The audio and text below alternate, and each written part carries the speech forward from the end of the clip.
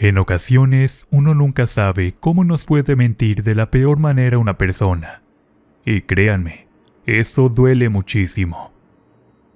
Yo en estos momentos me encuentro en proceso de entender todo lo que ahora es mi realidad, después de haber descubierto la más falsa de todas las identidades. Con esta historia, espero que alguien más se sienta identificado, para que de alguna manera pueda expresar también su sentir. Aunque hay mentiras, de esas que la verdad vienen siendo totalmente imperdonables. Yo era una muchacha alegre y me gustaba demasiado salir de paseo con mis amigas. Mis padres tienen una buena posición económica y me han dado todo lo que yo les pido. Sin embargo, eso no me ha hecho una chica libertina, de esas que andan por la vida tomando malas decisiones, porque he sabido disfrutar mi juventud con toda la responsabilidad del mundo. Tuve varias relaciones amorosas, pero nada serio, porque me daba cuenta que aquellos muchachos solo estaban conmigo por mi dinero. Desde niña mi madre me enseñó a tener mucho amor propio. Ella decía que uno vale por lo que es y no por lo que tiene. Por ese motivo, casi no les hacía caso a los chicos que me pretendían, porque también algunos de ellos solo deseaban tener intimidad conmigo. Durante un tiempo yo estuve sola. Disfrutaba de viajar con mis amigas y una de mis primas, la cual consideraba casi una hermana. En ese momento yo tenía 20 años y estaba estudiando la carrera de medicina. Mis padres, aunque tenían suficiente dinero, decían que bueno, la única herencia para mí era una carrera universitaria para valerme por mí misma. Y así fue. Un día me enteré que papá se quedó en bancarrota por los malos manejos de su dinero. Al parecer, uno de sus empleados le estafó y duró algo de tiempo en un pleito legal. Al final no logró nada y el dinero que él tenía de patrimonio se había perdido. Nos quedamos sin dinero. Solo se tenía lo suficiente para poder vivir, pero ya sin lujos como antes. Tuvimos que mudarnos de casa a una colonia más modesta. Y así fue el comienzo de nuestra nueva vida. Sin embargo, yo seguía viajando, porque mis amigas pagaban todo el viaje, y ellas me invitaban sin cobrarme nada. Recuerdo que llevaba 2 años en la carrera de medicina. Me sentía bien, y papá me prometió que podía seguir estudiando, porque aún le quedaba dinero para solventar la carrera.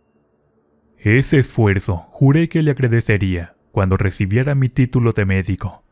Por ese motivo, yo siempre le echaba muchas ganas para poder terminar con buenas notas y que mi padre se sintiera orgulloso de mí. Meses después, todo iba bien hasta ahí. Me acuerdo que un día, Alicia me invitó al puerto de Acapulco a pasar un fin de semana. Yo en ese momento radicaba en Monterrey. Después de dar un paseo por el puerto, nos sentamos a tomar un helado frente a una vista hermosa en el mar, y ahí lo conocí a él. Frente a mis ojos estaba un chico muy apuesto, y al momento intercambiamos miradas muy coquetas. De inmediato Alicia se dio cuenta del flechazo, y como toda buena amiga, comenzó a intentar un encuentro entre ese muchacho y yo.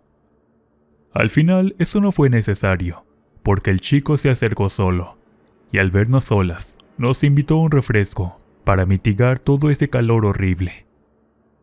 Comenzamos a platicar, pero era evidente que había un interés entre ambos. Para eso, Alicia nos dejó solos, con el pretexto de que iría a retirar algo de dinero en el banco. Y fue así como ella se alejó del puerto. Me quedé con el muchacho, quien dijo llamarse Genaro. Desde el principio me pareció un hombre demasiado interesante a sus 26 años. Platicamos durante horas. En ese momento, miré que era demasiado tarde, y tratando de localizar a mi amiga, ella no me respondía a la llamada. Genaro se ofreció a llevarme con ella, y aunque al principio no acepté, este insistió para que me subiera a su auto lujoso. Se notaba que ese muchacho tenía una buena vida, y más me resultó atractivo cuando me dijo ser trabajador de Petróleos Mexicanos. Soy ingeniero en esa empresa, solo que ahorita ando de vacaciones por una semana. Nuestra plática se había vuelto demasiado interesante. No dejaba de mirarme, y me sentía profundamente atraída por él. Pero era hora de despedirnos, sobre todo porque solo estaba de paso por ese fin de semana. Entonces el muchacho me dijo que deseaba volver a verme. Sin embargo, le expliqué en dónde vivía, pero su respuesta me dejó desconcertada cuando dijo: «No te preocupes, yo voy a verte hasta Monterrey». Pasaron los días y recibía mensajes de Genaro. Decía que tenía muchas ganas de volver a salir conmigo. De mi parte, créanme que yo sentía lo mismo por él, porque no podía dejar de pensar en nuestro encuentro desde que regresé a mi casa. 20 días después, Genaro llegó a verme hasta mi casa. Dijo haberse tomado un descanso y pasó todo el fin de semana conmigo. Conoció a mis padres, a quienes les resultó guapo, interesante y sobre todo un buen partido. Genaro se mostraba muy elegante, con trajes de esos caros de marca, y esta vez traía un nuevo auto del año. Esos días me llevó a los mejores restaurantes de la ciudad. También recibí un brazalete de su parte, una joya algo costosa. El tiempo pasó, y pues no tardó mucho en pedirme que fuera su novia. Yo estaba muy emocionada, porque la verdad me había enamorado de él por su forma de tratarme y sobre todo sus atenciones que siempre tenía conmigo. Mis padres ya lo adoraban, mientras mamá me decía siempre: «Hija, no lo dejes ir, porque es un buen partido». Me sentía la mujer más afortunada en la tierra. Con el paso del tiempo, para ser sincera, casi 2 años, Genaro me pidió que dejara la carrera. «No es necesario que sigas estudiando, porque deseo que nos casemos». En ese momento me dio un anillo de compromiso, y pues al estar profundamente enamorada, decidí dejar la carrera para dedicarme solo a nuestra relación. Mis padres en un principio no estuvieron de acuerdo, pero al ver la posición económica de Genaro, al final aceptaron mi decisión. Así fueron pasando las semanas. Ya no regresé a la universidad, y aunque al principio Alicia comenzaba a cuestionarme por qué le hice caso a Genaro, ella terminó por comprender que yo lo amaba. «Creo que no debiste hacer eso, amiga. Él no puede mandar sobre ti», ella me dijo varias veces. Sentía que con el paso del tiempo, su opinión hacia Genaro fue cambiando constantemente, pero nunca me comentó nada al respecto. Sin embargo, yo en esos momentos era completamente feliz con mi compromiso. Mis padres por su parte también lo eran. Ellos veían en Genaro el mejor compañero que pude haber encontrado para pasar el resto de mis días. El tiempo corrió y se estableció la fecha de la boda. En una cena donde Genaro nos invitó a mis padres y a mí, me dio el anillo de compromisos formalmente, aunque ya me lo había dado con anterioridad. Él decía que lo estaba haciendo porque les debía ese gran respeto a mis padres. Ese detalle me pareció demasiado hermoso, y disfrutando del compromiso, solo me concentré en ser feliz, porque pronto me convertiría en su esposa. Los días pasaron y comencé a ver los preparativos de la boda. Genaro me propuso celebrar la boda en uno de los salones más caros de la ciudad. Para esa ocasión, un día me dio la sorpresa de que se había mudado justo a mi ciudad con el objetivo de estar cerca de mí. Él me decía que era originario de Querétaro. Yo le pregunté acerca de sus padres. «No te preocupes, ellos ya saben todo de ti, y en la boda los vas a conocer. De momento se encuentran hasta Yucatán, porque mi padre tiene uno de sus negocios allá, y no pueden venir a verme. Pero saben bien que ya me mudé de ciudad aquí contigo. Ay, se me olvidaba. Ellos te mandan muchos saludos y ya desean conocerte también. Al escuchar las palabras de Genaro, me sentí profundamente feliz, porque ya lo tendría viviendo aquí, cerca de mi casa por el momento. Me dijo, me cambié de plaza para estar cerca de ti. Después de todo viviremos juntos, y no me gustaría alejarte de tus padres, porque sé cuánto los amas mucho. Ese gesto me había conmovido bastante. No entendía cómo la vida me había recompensado con Genaro, el mejor hombre que jamás pudiera existir en la tierra. Sin embargo, tarde comprendí que aunque una persona se muestre sincero ante tus ojos, al final de cuentas tiene consigo una máscara donde guarda su verdadera identidad. Aún no supero ese trago amargo. Fue una dura realidad, la cual no estaba preparada para poder enfrentar.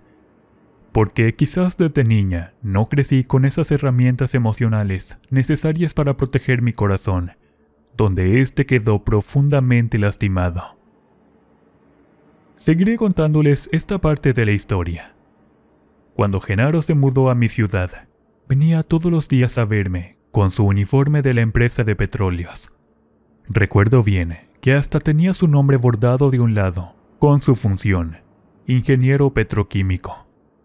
Eso fue un gran orgullo para mí, e inclusive mis vecinos murmuraban de aquella suerte que me había encontrado con Genaro, porque aparte de ser atento y guapo, tenía una buena posición económica con ese empleo.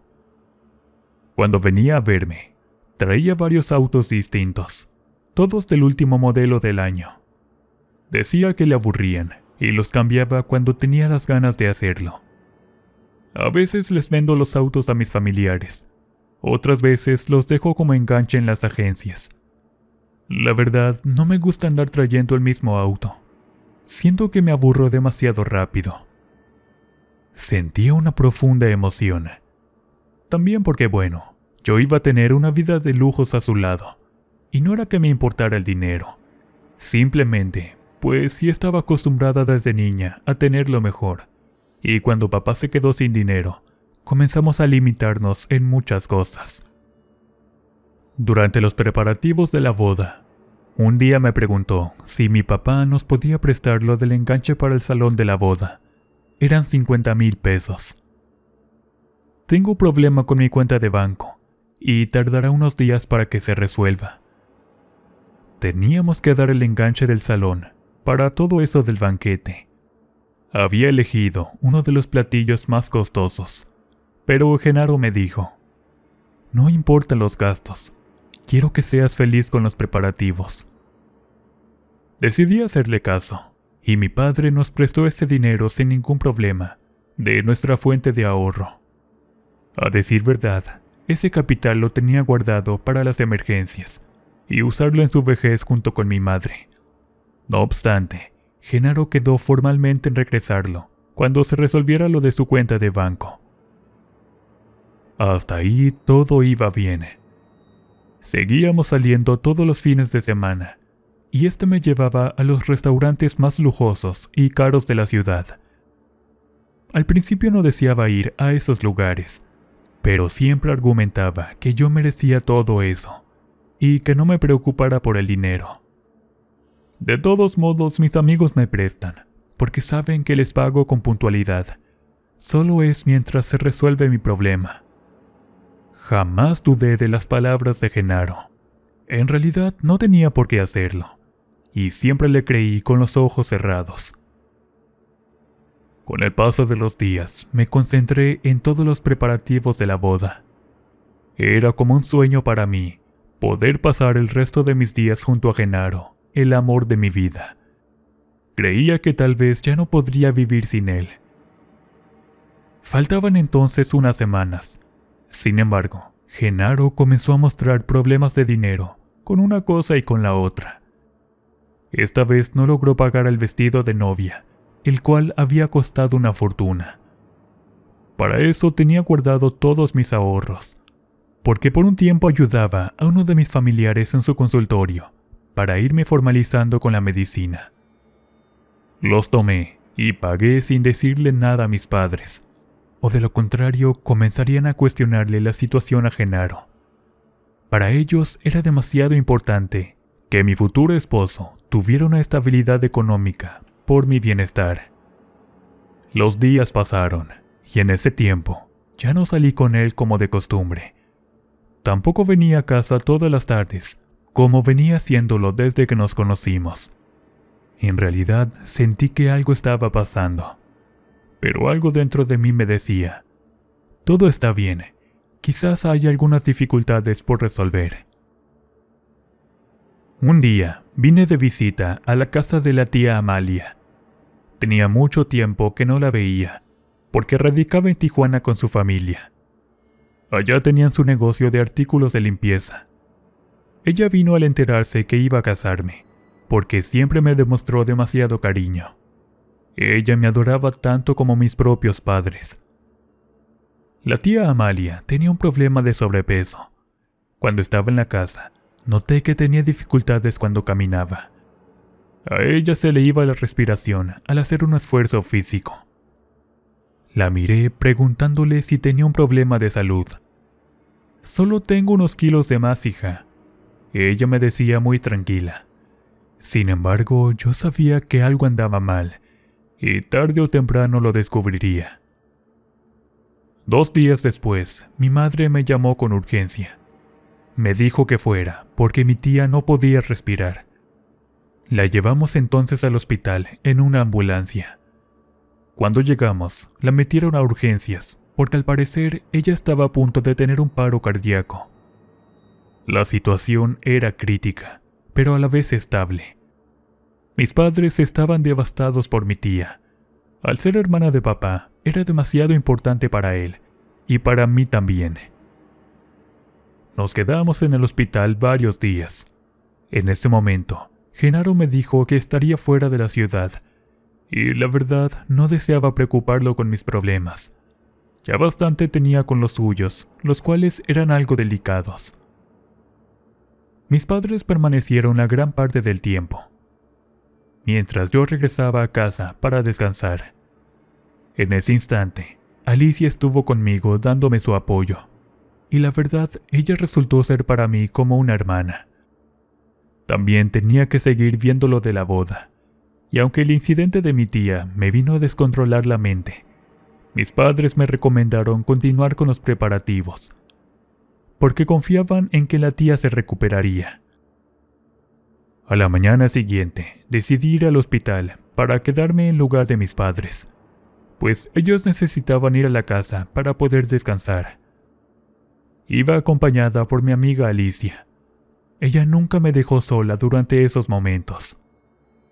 De repente miré a lo lejos, cerca de una avenida, una tienda.